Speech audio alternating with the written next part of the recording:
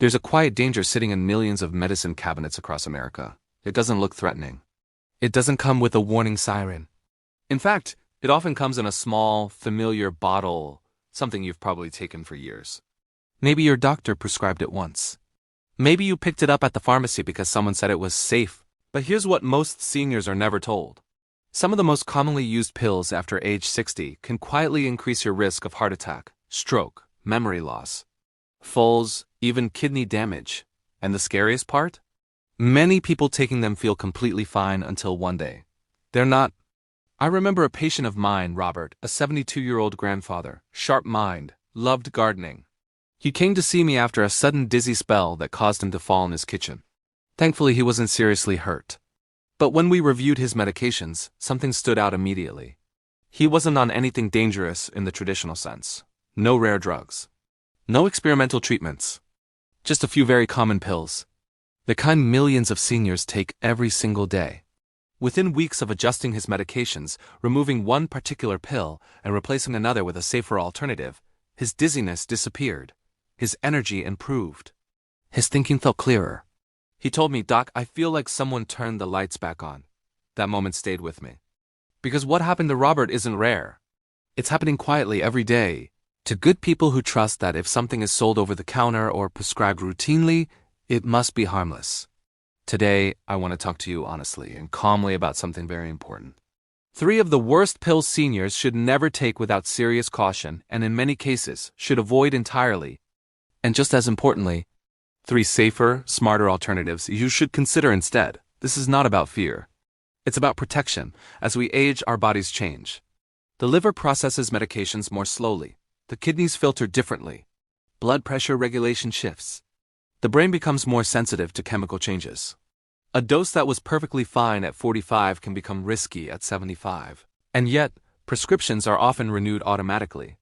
No one pauses to ask, is this still the best option for you? Over the next few minutes, I'm going to walk you through why one very common pain pill may silently raise your heart and stroke risk. Why a popular sleep medication can double your chance of falling at night. And why a certain harmless daily pill may be affecting your memory more than you realize. But don't worry, I won't leave you without solutions.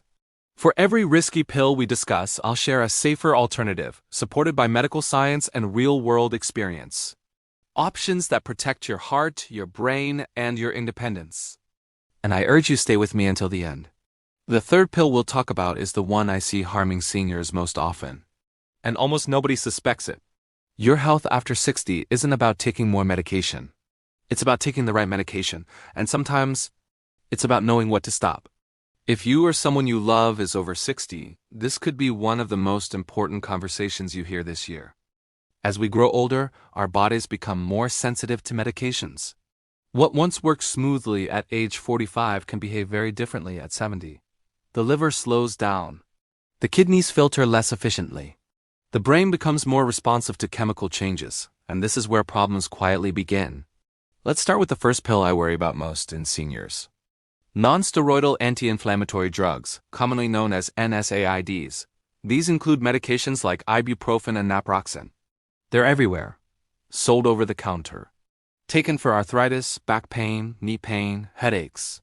Many people assume that because they don't require a prescription, they must be harmless. But here's the simple medical truth. NSAIDs can increase blood pressure. They can reduce blood flow to the kidneys. And in certain seniors, especially those with heart disease, diabetes, or high blood pressure, they can raise the risk of heart attack and stroke. I once saw a 68-year-old woman who took ibuprofen daily for knee pain. Just 2 tablets a day, she told me. Harmless, she thought. Over time, her blood pressure became harder to control. Her kidney numbers began creeping up. No one connected the dots at first. When we replaced her daily NSAID with safer alternatives and adjusted her pain plan, her blood pressure improved within weeks. The risk isn't dramatic overnight disaster. It's gradual strain on the heart and kidneys. Now, does that mean you can never take an NSAID? Not necessarily. But taking them daily, long-term, without medical supervision after age 60 is something I strongly caution against. So what's safer? For many seniors, acetaminophen in appropriate doses can be a better first step. It doesn't increase bleeding risk the way NSAIDs do. It doesn't strain the kidneys in the same way when used properly.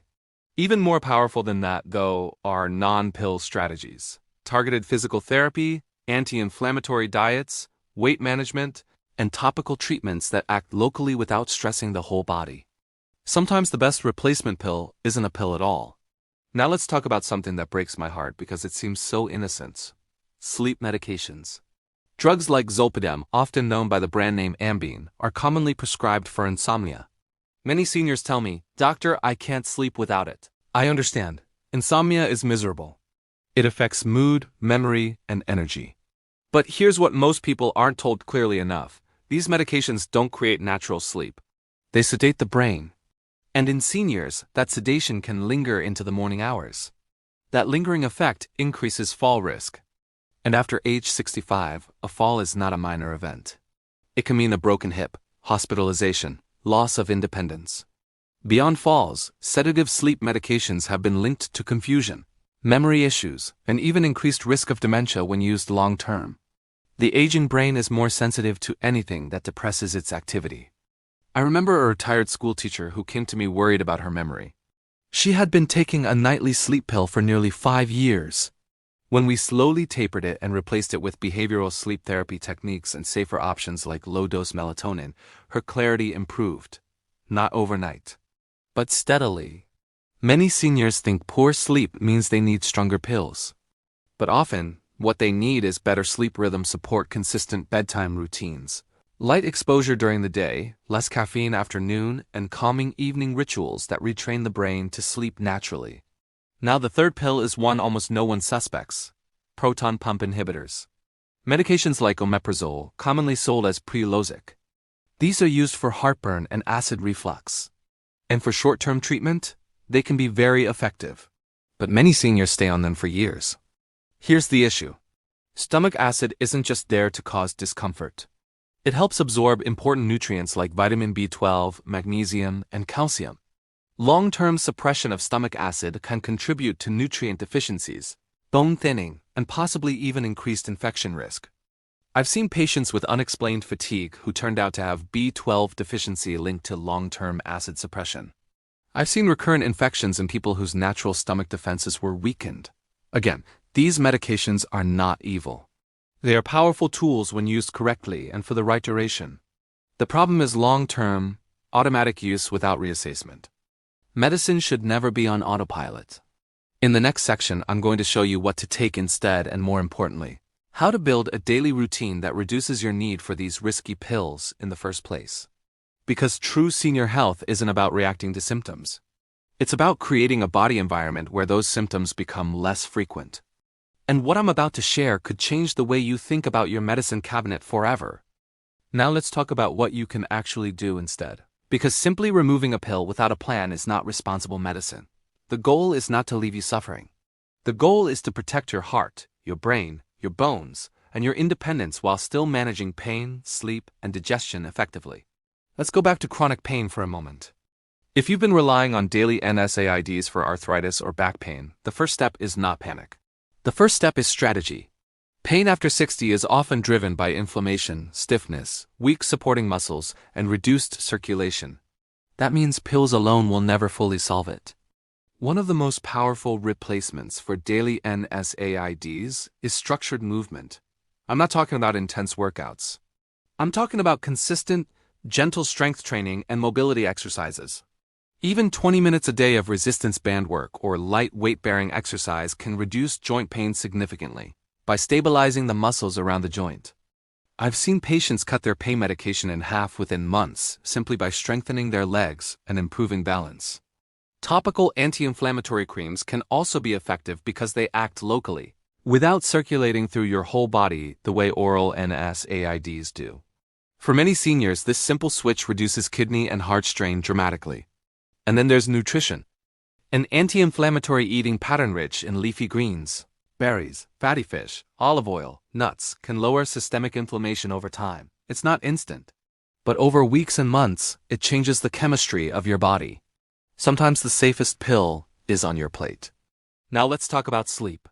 If you've been depending on sedative sleep medications, I want you to hear this clearly.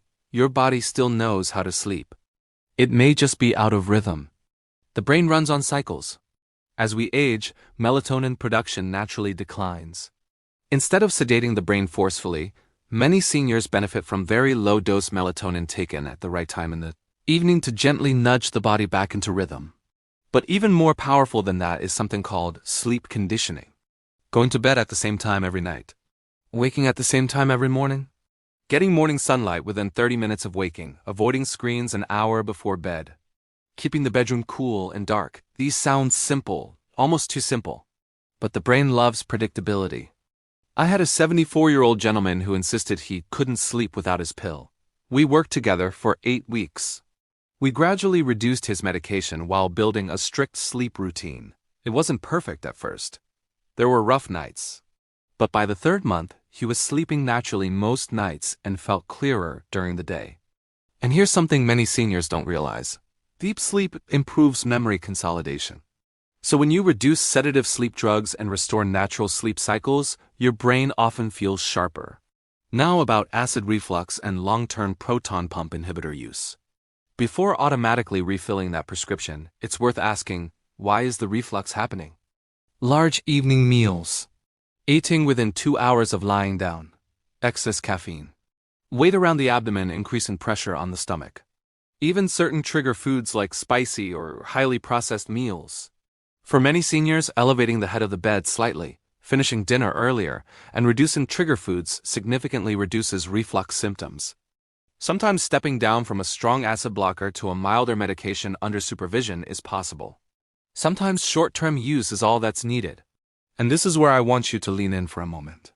One of the biggest mistakes seniors make is assuming that if a medication was started once, it must be taken forever. That is not always true.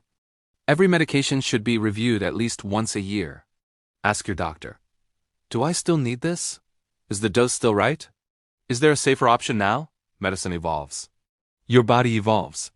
Your plan should evolve too. Another common mistake is mixing over-the-counter medications without telling your doctor. Many seniors don't mention daily pain relievers, sleep aids, or acid reducers because they think they're minor, but these add up. They interact. They change blood pressure, kidney function, and cognitive clarity. Transparency protects you. Now here's something hopeful. When we carefully reduce unnecessary medications in seniors, a process called deprescribing, we often see improvements in energy, balance, and mental sharpness within weeks. It's not magic. It's simply removing chemical burdens the aging body no longer tolerates as well. In just a moment, I'm going to bring all of this together and share the deeper message behind these 3 worst pills and the 3 smarter alternatives. Because this conversation isn't just about medications. It's about protecting your independence for as long as possible. Let me tell you something I've learned after years of caring for seniors. The goal is not to live the longest life possible at any cost. The goal is to live clearly, steadily, independently, with your mind sharp enough to remember your grandchildren's birthdays, and your body strong enough to get up from a chair without fear. And sometimes the biggest threat to that independence isn't disease itself. It's unnecessary medication. Today we talked about 3 pills that deserve serious caution after 60, daily. NSAIDs like ibuprofen that can quietly strain your heart and kidneys. Sedative sleep medications like zolpidem that increase fall risk and cloud the brain. And long-term acid suppressors like omeprazole that may quietly deplete essential nutrients over time. None of these medications are evil. In the right situation, for the right duration, they can be helpful tools. But tools are meant to be used wisely, not automatically. And for each of those risky habits, there is a safer path. For chronic pain, strengthening muscles, reducing inflammation through food, using topical treatments, and carefully choosing safer pain control options under medical supervision. For sleep, restoring rhythm instead of forcing sedation consistent schedules, morning light, calming evening routines, and when appropriate, gentle support like low-dose melatonin. For reflux, addressing timing of meals, posture, food triggers, and reviewing whether long-term acid suppression is truly necessary.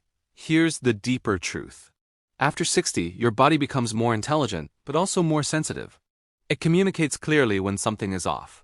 The problem is, we sometimes silence those signals instead of listening to them. Fatigue isn't always just aging. Dizziness isn't always just getting older. Brain fog isn't always inevitable. Sometimes it's medication burden. I've seen 80-year-olds regain energy simply by removing one unnecessary pill. I've seen balance improve. I've seen memory sharpen. I've seen confidence return. And confidence is everything. Because once a senior falls, once independence is lost. Recovery is much harder. But here's the hopeful part. You have more control than you think. Start by opening your medicine cabinet this week. Look at every bottle. Ask yourself, why am I taking this? Who last reviewed it? Has my dose been adjusted in the last year? Then schedule a medication review with your healthcare provider. Bring every pill, prescription, and over-the-counter. Have an honest conversation. You are not questioning your doctor by asking these things. You are partnering with them. And that partnership could protect your heart, your brain, your bones, and your future. Aging is not about decline, it's about adaptation. When you adapt wisely, when you choose smarter, safer options, you don't just add years to your life. You add life to your years. If this message resonated with you, if you learned something new today, take a moment to support this channel. Gently tap the like button so more seniors can see this information. Subscribe if you haven't already, so you don't miss future conversations designed to protect your health. And in the comments, tell me, have you ever reviewed your medications recently? Or is this something you plan to do now? Your story might encourage someone else to take that first step. Stay informed, stay proactive, and most importantly, stay hopeful. Your best years of health may still be ahead of you.